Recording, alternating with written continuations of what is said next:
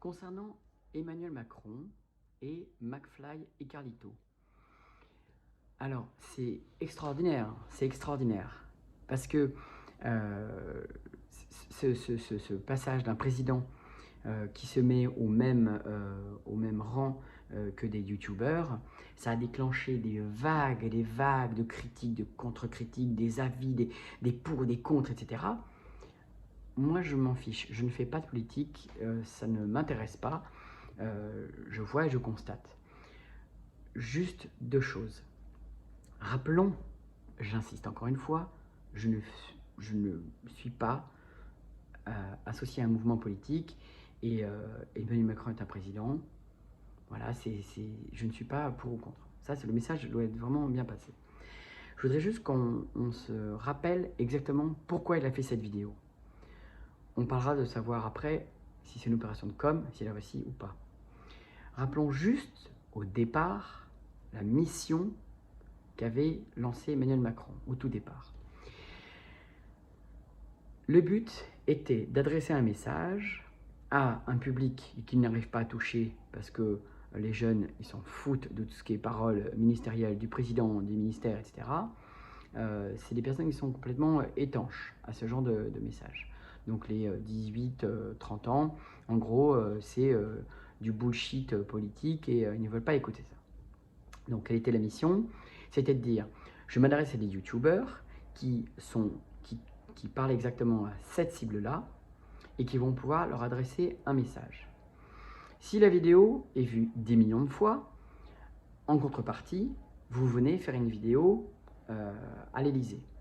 Donc en gros, moi, président, je gagne à faire passer un message, puisque c'est le but de faire passer un message pour que les jeunes adoptent des gestes barrières. Et en contrepartie de ce service rendu, je vous permets de faire une vidéo sur YouTube avec moi à l'Élysée. Cette vidéo, si elle fait 10 millions de vues, quel est le but? Déjà, de faire passer un message, de faire les gestes barrières, pas de se serrer les mains, de pas se serrer les mains, de se laver les mains, de ne pas se faire des bises, etc. Alors vous allez me dire, oui, mais ça ne sert à rien, c'est qu'une opération de com. On n'en est pas là. Le but, également, c'était de se dire, voilà, s'il y a 10 millions de personnes, allez, soyons fous, s'il y a 1% des jeunes qui sont touchés, qui ont compris ce message, 1%, c'est rien. Ça fait quand même 100 000 jeunes, 100 000 personnes qui vont dire « Ok, je fais attention ». C'est toujours ça de gagner. C'est un but utile. 100 000 personnes, c'est toujours ça de prix. C'est toujours ça en termes de message. Maintenant, en contrepartie, c'est de faire une vidéo à l'Élysée. Alors déjà, je trouve que la façon d'amener les choses était plutôt honnête. C'est au lieu de dire on fait une vidéo où on paye les youtubeurs pour faire passer un message, point barre, bon, bah là c'est un échange de bons procédés. Vous faites une vidéo et je m'affiche ouvertement, c'est-à-dire que je dis pas je paye des webmédias qui payent des youtubeurs pour faire une vidéo geste barrière, c'est clairement affiché d'une proximité avec ces youtubeurs. On parlera après de est-ce que c'est à un président de s'abaisser à faire ça, c'est un autre problème. Ils vont faire ces vidéos à l'Élysée, une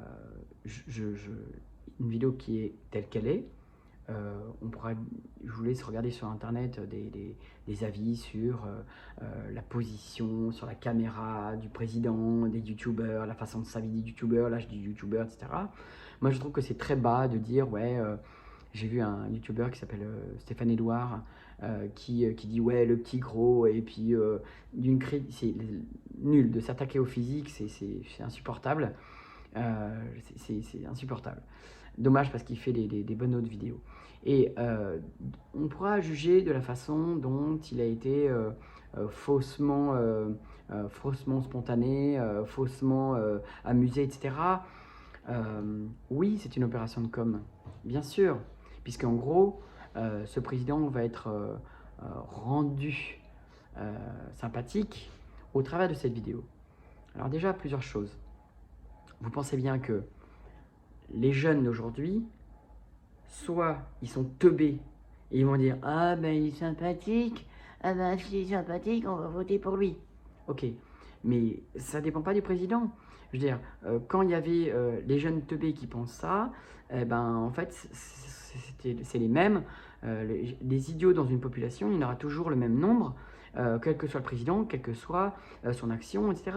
Le fait de rendre sympathique, ça va à n'importe qui. Il y a les idiots qui disent, eh ben, il est sympathique, alors c'est génial.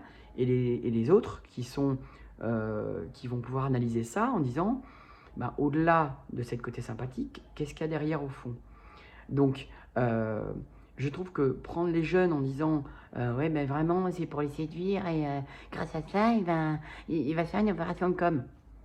D'accord, ok, c'est vrai que de parler aux jeunes, il n'était pas obligé de faire cette contrepartie, encore plus d'accepter d'avoir une petite photo de McFly et Carlito sur le bureau qui est quand même présidentiel. Est-ce qu'on imaginerait aux États-Unis avoir un portrait de YouTuber sur les déclarations de Biden? Non, je pense pas.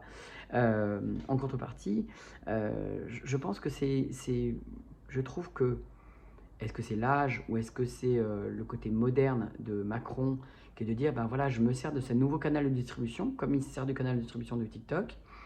Je trouve, j'insiste encore une fois, je ne suis pas pro-Macron, je trouve qu'il est plus crédible qu'un Hollande, Sarkozy, à leur époque, d'utiliser des outils ultra modernes, ultra utilisés par une population beaucoup plus jeune. Je trouve plus crédible qu'un autre président bien plus ancien et bien plus calculateur.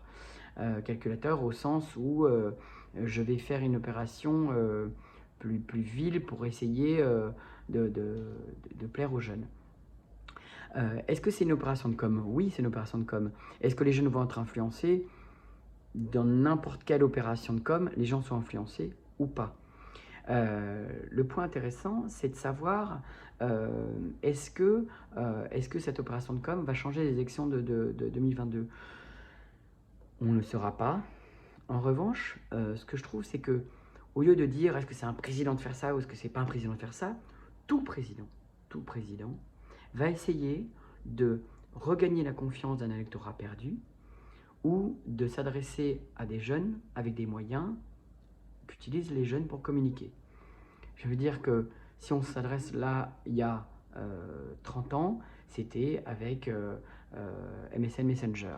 Si on s'adresse de ça, il y a 10 ans, c'était avec Snapchat ou Facebook. Ce que je veux dire, c'est que il faut un peu redescendre le cadre et arrêter de dire vraiment c'est scandaleux, c'est une opération de com. C'est une opération de com, mais je trouve qu'en termes d'égalité, je trouve que c'est un peu plus crédible ce qu'il a fait qu'une opération complètement fake et complètement vernis, emballé que d'autres youtubeurs auraient pu faire. C'est-à-dire que là, il a joué le rôle des anecdotes, donc il a essayé de trouver des anecdotes plus ou moins farfelues, et je trouve qu'il a joué le jeu.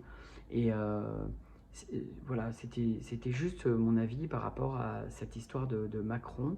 Je trouve qu'il a eu le mérite de le faire. C'est-à-dire que certes, un président, ça doit rester bien au-dessus de ça, bien au-dessus. C'est une haute fonction, la plus haute fonction qu'un homme en France peut avoir. En revanche, si on regarde avec une petite note d'humour, du temps de Obama, qui faisait des checks avec ses balayeurs de la Maison Blanche, quand il allait faire un match de basket, quand il allait au Five Guys, on trouvait ça formidable, quel président moderne. Et là, c'est en France, il se fait défoncer. Ben, je trouve que c'est illogique. Voilà. Bon, évidemment, je pense qu'en commentaire, vous allez bien me défoncer, mais je m'en fiche. Voilà, je voulais exposer ce côté. Les jeunes ne sont pas si teubés en disant puisqu'il est sympathique, je vais voter pour lui.